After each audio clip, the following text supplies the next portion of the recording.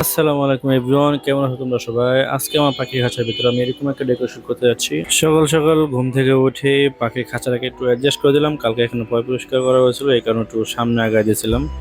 এখন পানির কোটোটা নিয়ে এটা পরিষ্কার করে নতুন পানি দিয়ে ভরে দিলাম এবং আদারের কোটোটা নিয়ে নতুন করে আদা দিয়ে দিলাম, পুরোনো আদারগুলো সব ফেলে দিয়ে নতুন আদা দিয়ে পরিমাণ মতন আদা দিতেছি। না হলে বেশি হলে তোমরা তো জানোই বাজিগার পাখি আদার খায় কম, ফালায় বেশি, তো এই কারণে বেশি আদা দিতেছি না, পরিমাণ মতন আদা দিয়ে দিই। সব প্রতিদিনই নতুন নতুন আদা দিই পরিমাণ মতন। এই যে দেখো, মাপ মতন আদা দিয়ে দিলাম। এখন এটা আমি ভিতরে রেখে দেবো।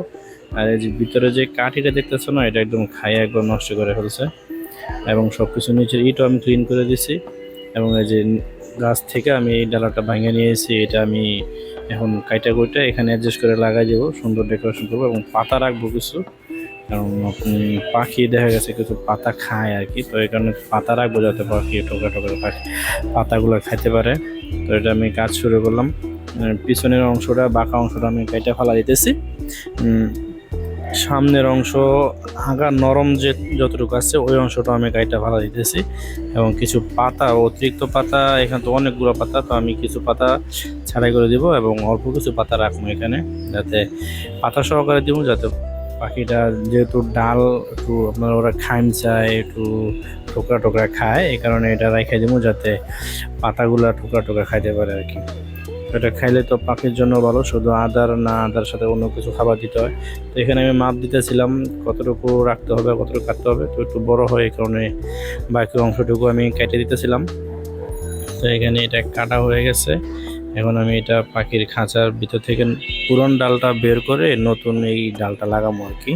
এই যে দেখো আমাকে, তো পুরান ডালটা বের করে দিচ্ছি, এখন নতুন ডালটা আমি লাগাইতেছি এখানে। এই যে এখানে পরিমাণ মতন অ্যাডজাস্ট করে লাগাই দিলাম, হয়ে গেছে। তারপরও একটু বড় হইতেছে মনে হইতেছে, তো আমি সামনের অংশটুকু কাটে দিই যে একটুটুকু বড় হয় আর কি। বেশি রেখে লাভ নেই, কারণ খোঁচা লাগে, তারপর নড়া লাগে, আদা পানি পড়ে যায় এসব, এই কারণে ভিতরে পানির সুদেই আমি রেখে দিছি। সরি, মানে পাতা শুধু আমি রেখে দিচ্ছি যাতে পাতাগুলো খাইতে পারে। পানি পড়ছিল ওইটা ফেলাই দিলাম।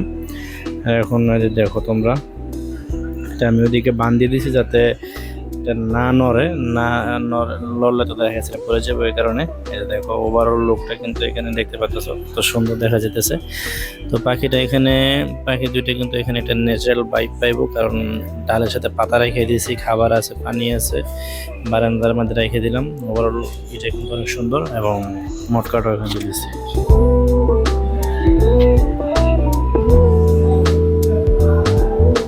তো দেখো কিরকম লাগলো তোমাদের, জানাবে।